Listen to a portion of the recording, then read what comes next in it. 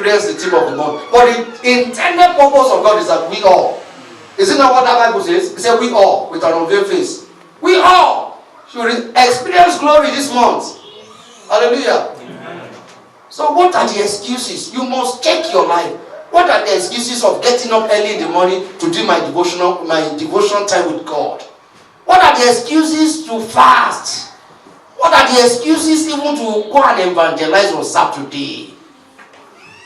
Those things we put on Saturday afternoon, can we not take them out of the way that we can go and do the master's thing? That is seeking Him. You want to experience divine encounter. It's like somebody saying, Lord bless me, Lord bless me, and you are not useful to Him. Hallelujah. Daddy bless me, Daddy bless me. He wants to bless you. What would you do with the blessing if He give it to yourself? Is it not to run away from Him again? We have seen it all. When people get blessed, they take their leave. Hallelujah. So what are the excuses we need to take away from our lives? Number 4 is that there is always an element of sacrifice. Don't ask me how that man climbed that tree. Don't ask me, but I need to have taken him time. It would have taken him effort. It would have taken his sweat to climb that tree. Sycamore trees they are not small trees at all. I looked at it. Sycamore trees are tall trees. It demands sacrifice. Serving the Lord or seeking Him would demand a bit of sacrifice from you. A time alone with Him. A time of fasting. A time of just meditating upon His word. A time to seek Him in offering in sacrificial seed. What is the sacrifice you are laying aside to encounter Him? We see in that story in Acts chapter 10 about that Cornelius. The Bible says he prays often and he gives ham. And one day, God sent an angel to him. That's divine encounter. To say, look, in heaven, we have taken notice of your givings. Can heaven say concerning you, we have taken notice of your givings? We have taken notice of your good works to those who don't have. That's divine encounter because he was sacrificing. No wonder Paul was admonishing us in Romans chapter 12 verse 1.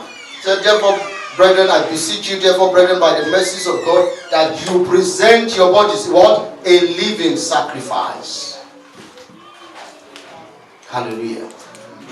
Also, we see in that Luke chapter 1, that by service unto God, we can provide sacrifice that would bring in an encounter with God. Hallelujah. This morning I want us to look at our life.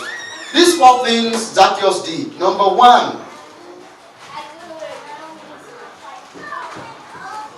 he made that personal decision.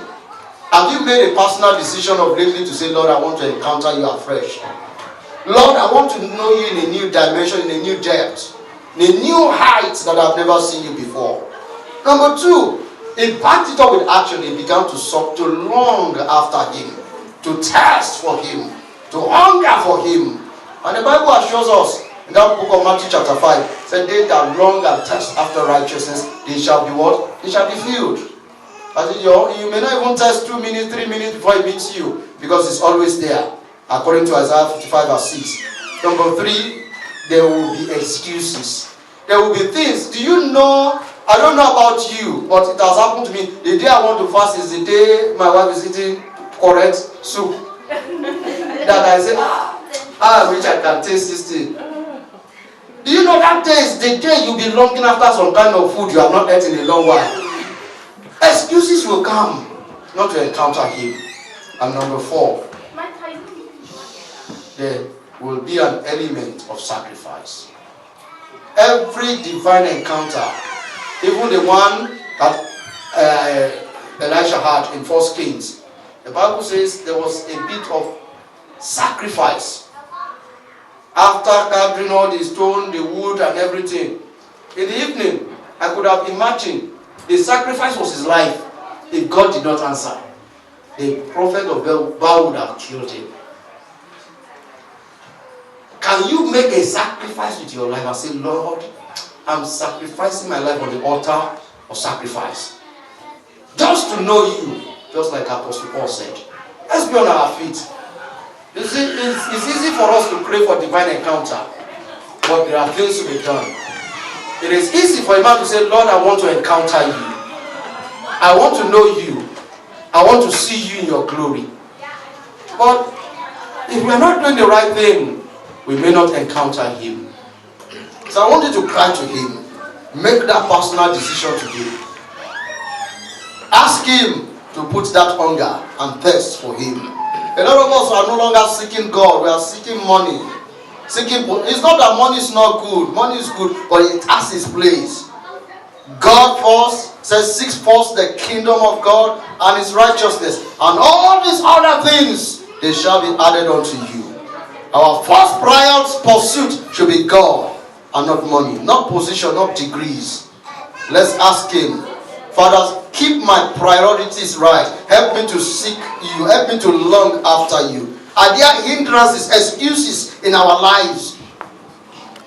Are there things that will not allow us to seek him? You want to cry to God and say, Father, begin to destroy, begin to judge those things. Are there friends that will always take you back from seeking the Lord? Are there jobs that you need to change? You need to cry to God. You see, I once told a brother, I said, look, until you have that desire to seek God, your job will not change. Until you have that mind that, Lord, I want to seek you, your job will not change. When God begins to see the desire in you, God will begin to put everything right, begin to change your job, begin to change things to suit you seeking him. Are there excuses we need to nullify? I say, Lord, no more excuses. And are there sacrifices we need? Price to pay. I want you to go before God and say, Father, there's a price to see your face. Moses cried to God. He said, Lord, if you will not go with us, it's better to leave us here. And he cried, let me see your glory. Are there prices to pay? Jesus had to fast 40 days, 40 nights. What are the prices you need to pay for your divine encounter? It's not that we are paying, we are begging God, we are paying God, but it's just that God often laid demands on men. God often laid demand on us that he may seek, we may see his face in glory. Father, we ask in the name of Jesus, whatever price, oh God, you are asking of us, give us the grace to pay to God. Give us the courage and the grace to make that price, oh God. Father, we thank you. For in Jesus' mighty name we pray. Amen. Father,